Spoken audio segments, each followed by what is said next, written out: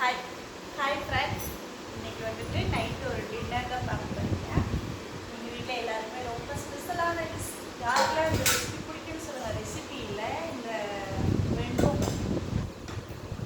வெண்பொங்கல் night சாப்பிட்றீங்களா அப்படின்னு கேட்டிங்கன்னா சாப்பிடுவோம். ஏன்னா நீங்கள் நைட்டு சாப்பிடுங்களா? அர்ஜென்ட்டுக்கு சாப்பிடுவோம், மாவு இல்லைன்னா.